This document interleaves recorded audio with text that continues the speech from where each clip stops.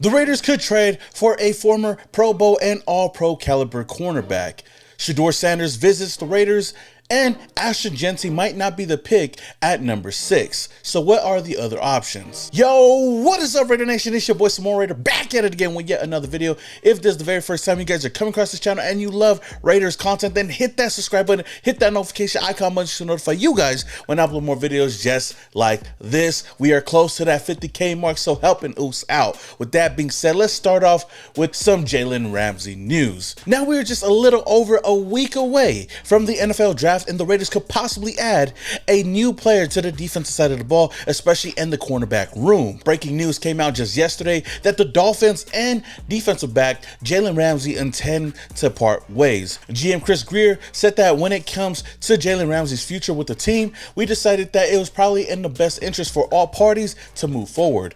To add on to that, Ian Rappaport also tweeted that the Dolphins and 7-time Pro Bowl cornerback Jalen Ramsey are mutually set to explore trade options, and it wouldn't be a surprise if he plays elsewhere in 2025. Miami and Ramsey are due $25.1 million fully guaranteed this season, could be parting ways. Now, I know what you guys might be thinking, and of course, whenever there's a player that's going to get released or get traded away, we always got to connect them to the Raiders some way, somehow, which is what I'm doing right now, because the Raiders are one of the potential landing spots for Jalen Ramsey. And according to Bovada, they have the Las Vegas Raiders as the second best odds to trade for All-Pro cornerback Jalen Ramsey. Now, Ramsey, 30 years old, about to be 31 in October, is still one of the top cornerbacks in the league today. A 7-time Pro Bowler, 3-time first-team All-Pro, future Hall of Famer, Ramsey is the prototypical Pete Carroll type cornerback and would instantly be the Raiders cornerback 1 on this team. And to add on to that, the Raiders have the cap space to make it happen. Now, it is kind of ironic because we know that Jalen Ramsey throughout his career, we've always wanted him to play for the Silver and Black, and he's always been kind of connected to the team, and he's even came out and said that he would want to play for the Raiders. He begged to even play for the Raiders back in the day. Team that I pushed for the most, I was like, please get me here. Please get me here was, at the time, the Oakland Raiders, that now are Las Vegas Raiders. I dang near begged to go to the Raiders. I begged to go to the Raiders. And they sent in the offer. And the Rams just, it wasn't the exact offer that Jacksonville wanted. I just hope that the Raiders don't wait too long, kind of like what we did with Deshaun Jackson, somebody that we all wanted to wear the silver and black, but he ended up coming to this team when basically the wheels were falling off. But Jalen Ramsey, I feel like, well, I know, can still get it done on the field and stick some of the best wide receivers in the game today. So with that said, I hope the Raiders actually get it done this time around, because we definitely could use them in the secondary, especially with the team recently releasing Jack Jones. There's more room to address the cornerback position now more than ever. I know all eyes have been set to the NFL draft with guys like Will Johnson in the first round and other cornerbacks that we could possibly draft. But if we were to go and bring in Jalen Ramsey to this team right now, we wouldn't even have to worry about the cornerback position in the first round, let alone the next couple of rounds. We could possibly add more depth, but as far as the team that we have right now, I think he would complete that secondary room and we'd be solid. Now, one of the main reasons why I do believe that Ramsey is a good fit for the Raiders is the fact that he has proven skills in both man and zone coverage. His past performances show that he can handle tough matchups, and the Raiders, who haven't had a true cornerback one in a while, it wouldn't hurt to add Jalen to the team right now. So with that said, what would I give up to acquire Jalen Ramsey? Now, with this news and knowing that both teams are going to part ways, I don't think that they're going to get as much as they think they will. I feel like we could possibly get the job done with the 4th, maybe even 5th rounder, or pair up the 2 and bring them over here, add some 6th round picks, and I say let's call it a day. I would love to see Jalen Ramsey in the silver and black at least one time in his career, and to add him to this team with Pete Carroll on the roster, with a guy like Patrick Graham, and with a lot of young cornerbacks that could learn from him, I think it would be the perfect situation and the perfect fit for not only Jalen Ramsey, but for our Las Vegas Raiders. Now, speaking of perfect fits, I want to talk about quarterback Shadeur Sanders. We've talked about him constantly over and over and over again many times, but just a couple of days ago, he finally came and had his visit with the Las Vegas Raiders. Jamie, Shedeur Sanders is headed to Las Vegas tonight for a visit with the Raiders. Now, this is intriguing because, of course, Las Vegas earlier this offseason made the trade, sending a 3rd-round pick to Seattle for Geno Smith, who they also signed to an enhanced contract. but there certainly is always a longer-term need at the quarterback position. For Shedeur, he's also visited the Browns. He has visited the Giants. He spent time last week with Mike Tomlin and the Pittsburgh Steelers. The Raiders, sitting at number 6, are in a position where if Shadeur Sanders slides out of those top 3 spots, potentially that could be in play. Now, you guys already know how I feel about Shedeur Sanders, man. He's basically the top of my list at number 6 if he was still there. And of course, Sanders has done his time with other quarterback needy teams, but I still do believe that there is a possibility where he does slip and fall down to that number 6 overall pick, especially with a lot of reports coming out that the Browns and even the Giants might even pass on him to go and get the best player available, you know, whether it's Travis Hunter or Abdul Carter, which leaves the Raiders sitting there at number 6. And even though the Raiders have already traded for Geno Smith and they locked him in for at least the foreseeable future, I do see a future in where Shedeur Sanders would fit perfectly on this team as the backup quarterback. And I know if anything were to happen to Geno Smith, if he were to make any mistakes, everybody would be calling for Shedeur Sanders. But that's a good thing. But, you know, I do like this tweet from Football Scouts 365. That I think they tweeted it right under this video. But they said, this has a strong chance of being the move the Raiders make in the draft. Geno Smith is the perfect stopgap quarterback if you want to take a swing on Shedeur Sanders in 2025. If Sanders hits and becomes the guy, you have an easy out from Geno's deal in 2026, or you keep him through 2027. And I know that, you know, getting a quarterback in the first round isn't the most ideal pick for a lot of people, but I feel like the fact that the Raiders could use any kind of quarterback, especially since we've been lacking at the quarterback position for the past couple of years, it doesn't hurt to add another guy that could at least help this team moving forward, and it gives the Raiders a lot of options, because to me, it's a win-win situation. No matter what Geno Smith does, we at least have somebody in the back pocket that could take over and help this team win. Or at worst, Geno Smith balls out and Shedeur Sanders just has to sit for a couple of years, maybe a year or two, and just learn under Geno Smith, and he'll have time to kind of get everything together before it's his time to take over. But another question for me is, what if all of this is just smoke from the Raiders? What if the Raiders are just kind of pushing everything and acting like they do want to get Shedeur Sanders, but maybe they want to at least force another team to want to trade up? You look at teams like the New Orleans Saints, who desperately need a quarterback and could look at Shedeur Sanders and who could trade up to number 6 to get the guy that they want. Or even the Pittsburgh Steelers, who had a meeting with Shedeur Sanders, and Mike Tomlin has spoke highly of Shedeur Sanders. So if they want to move up from number 21, it's going to take a lot to move up. Now, I don't know if the Raiders would want to move back that far to 21, but I know that we could definitely get some extra picks in a later round because we could definitely use it. I think the Raiders are in a good position right now because there's so many options out there and so many different scenarios that the Raiders can go in. I just hope that the Raiders do pick the best player that is available and pick a guy that we are not surprised with, and somebody we're like, what the hell? Why did you guys pick him at number 6? But what are your thoughts though, Raider Nation? Should the Raiders draft Shedeur Sanders at number 6 and let him be the backup quarterback to Geno Smith? Or should the Raiders trade back, heck, even trade back to number 21? Or is that a little bit too far for you? Let me know your thoughts down in the comments below. Now let's shift over to a pick that I think everybody has been mocking the Raiders to get at number 6 for, I would say, the past month or so. Everybody's been talking about Ashton Jeanty, and Ashton Jeanty being the guy for the Raiders, especially with the need at the running back position. And it also seems like the Raiders might feel the exact same way.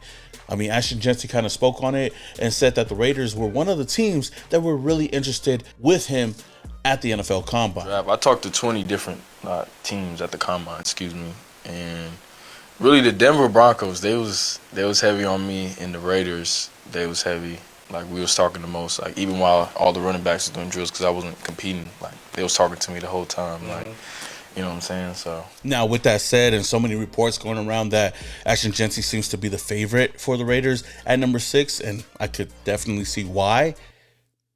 Maybe the Raiders might not actually draft him at number 6. Now, John Spicek recently had a little bit of an interview and talked about, you know, his strategy when he was with the Browns in 2010, and think about that, and hearing what he had to say, kind of reverting to how the draft is right now, makes it seem like the Raiders could actually pass up on Ashton Jeanty just for the simple fact that this year's draft is filled with so much running back depth. Certainly based some on need. Certainly it's based on the caliber of player that you're watching. And the ideal scenario is those two things match up, and then that's the perfect draft pick. But that very, very rarely happens. I think back to to give a real life example of this, I think back to our first draft in Cleveland when I was there in 2010. It was a draft where we had conversations back and forth on Eric Berry and Joe Hayden and who the right pick was at that point, if they both were available. It turns out at 7, there was only one available. It was Joe Hayden, as Eric went 5th that year. But we had a safety in the second round that we really liked, that we really felt good about. So I think ultimately, while it was really close between Eric and Joe, we felt like the drop-off from corner at Joe in 1 to what we would get in the second round was a lot greater than the drop-off from Eric to a player named TJ Ward. And that's ultimately probably what we would have ended up doing had we had to make the decision. We did not, because Eric got drafted by the Chiefs that year and Joe was there waiting for us. But that's kind of a real-life example of what's the right order to do this in. And it's got a lot to do with your needs as an organization, but also the players that you can kind of project might still be available at your later pick. And that is one of the main reasons why I'm okay with passing up on Ashton Jeanty, because of the talent and because of the depth that the running back class has in this year's draft. I don't think that the drop off from Jeanty to the next running back, or even some of the second round running backs, is that far off. Now, I know what he's done in college, and I know how great he looked, and even being close to winning the Heisman, but there's still a lot of great running backs in this year's draft. So it kind of makes me wonder, if the Raiders don't get Ashton Jeanty, what could we do at number 6? Of course, there's other positions where, the second best player or the second person that they might have on their list isn't close to the first person that they have on their list in the first round. You might look at a guy like Mason Graham at number 6, Will Johnson, maybe even one of the offensive linemen, or like Shedeur Sanders. I mean, the drop off from him to the next quarterback is really, really huge. But Albert Breer also kind of added to this, saying that he wouldn't be surprised if the Raiders moved on from Ashton Jeanty, and he can definitely see the Raiders addressing the offensive line or defensive line in the first round. The Raiders at 6, a lot of buzz that Ashton Jeanty is high on their list. I think there is some dot connecting that's going on there within NFL circles where teams are looking at it and seeing Pete Carroll and saying, all right, he invested in running backs in the past. I'm not positive that's the way they go. Because I look at Pete Carroll's history. I look at what he's looked for in players in the past. I look at how he built his team in Seattle. So it wouldn't surprise me if you see an offensive lineman or a defensive lineman here. Could be a Mason Graham, could be a Mikael Williams, could be a Jalen Carter, could be a Will Campbell, could be an Armand Membou. It would not surprise me if it's an offensive or defensive lineman. At the end of the day, I don't think that we can rule out Ashton Jeanty. I know he's definitely going to be a name to keep an eye out for, but knowing the Raiders and knowing their history in the NFL draft, I feel like the Raiders are going to just pick somebody that not a lot of people are thinking about, or might not be the consensus number 1 player that a lot of people are thinking of. And that brings me to my next point. I actually came across an article, according to the 33rd Team, where they named the 2025 NFL Draft top 4 team prospect fits, and they named Armand Membou out of Mizzou as the best fit for the Las Vegas Raiders, saying there has been a lot of smoke regarding the Raiders selecting Ashton Jeanty at number 6, and it's easy to understand why that might be the case. He is clearly one of the top players in this class, and the Raiders have a huge hole at running back. They have an older head coach in Pete Carroll who wants to win right now, and Jeanty could have an instant impact on the offense. However, don't be surprised if they go elsewhere in round 1. The new general manager, John Spytek, was the assistant general manager with the Tampa Bay Buccaneers, and they prided themselves on taking offensive linemen early in the NFL draft. They spent the number 13 pick in the 2020 NFL Draft on Tristan Wirfs, playing him at right tackle early in his career. They also used another first-round pick on Graham Barton in 2024 and 2 other second-round picks in back-to-back seasons to upgrade their offensive line. Now, the Raiders want to be a tough physical team, and that's why Armand Membou makes so much sense at number 6. The Raiders have several good offensive linemen on the roster, and they have a huge hole at right tackle, and Membou could be the day 1 starter at the spot. Membou could be the first offensive lineman off the board, but because he only plays right tackle at Missouri, there's a chance that he could slip. Still, he checks every box that you want from a high-level starter on the right side, and he might be too good of a fit for the Raiders to pass up. In a division loaded with elite pass rushers, the Raiders would be wise to shore up the offensive line and try to find playmakers later on in the draft. Membou is the type of player who Carroll and Chip Kelly would love to add to their offense. Now, I'll be the first one to say this. I'm not really big on getting offensive linemen in the first round because I feel like you can always find a really great offensive lineman anywhere in the draft. They could be undrafted. They could be in the second, third, fourth, fifth, sixth round. It doesn't matter. I feel like it's not a sexy pick. Pause. Because I'd rather have more of a skilled player offensively or defensively that can help this team out and be a star off the rip. But I do understand the importance of shoring up the offensive line. Then again, I don't think that the offensive line was that bad last year. And DJ Glaze going into his second year, I believe, is going to step up his game. And he still can be a solid right tackle in the league, which is why I feel like we can address the right guard position or maybe another right tackle later on in the draft. Now, I have seen a lot of the hype around Armand Membou in the past couple of weeks, especially, with his draft stock rising up after the NFL Combine.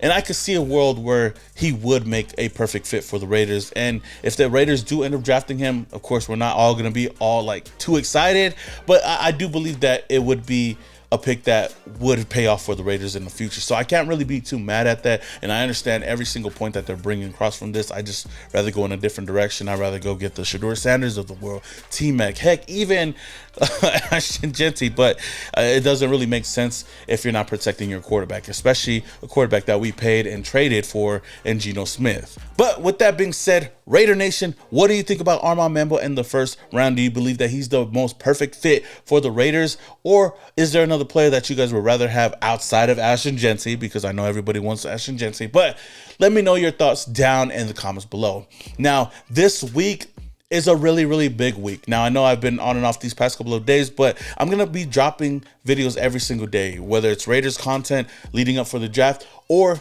wrestling content. I am a big wrestling fan, and this weekend in Las Vegas is Wrestlemania 41. And big news, of course, the my Mr. Fitz as well, the Ninth Island, we will be at Wrestlemania 41 this weekend. There's going to be a whole movie. We got a lot of things going on from Thursday all the way to Monday, and I'm going to be vlogging the whole thing, and I most likely might be dropping some content on this channel. So I know not everybody's wrestling fans, but if you guys do enjoy it, man, hit that like button, or even just let me know down in the comments if you guys are so far in this video right now, if you guys want to see more wrestling content, especially with this week coming up. Let me know down in the comments below, and I'll drop some every single day, at least something, because I'm going to be around a lot of big people, dog. So I can't wait to enjoy WrestleMania. And if you guys are out here in Las Vegas and looking for some events to go to, me and the Mr. Fitz is going to be hosting the Ninth Island wrestling event over here by Oasis at the Swan Dive on Thursday, starting at 11 a.m. Come to say what's up to the Usos, and we got other Usos over there going to be wrestling. We got Hoka, Hybrid King, we got Zilla Fatu, we got Journey Fatu, we got Juicy Finau. We got a lot of Usos and even a lot of indie wrestlers as well. So with that being said, I'm not going to waste any more of you guys' time, man. Hope you guys have a blessed day, blessed week, and hopefully we'll see what the Raiders do in these next coming weeks leading up into the NFL draft. Until the next video, this your boy, some more Raider and your boys. Yeah.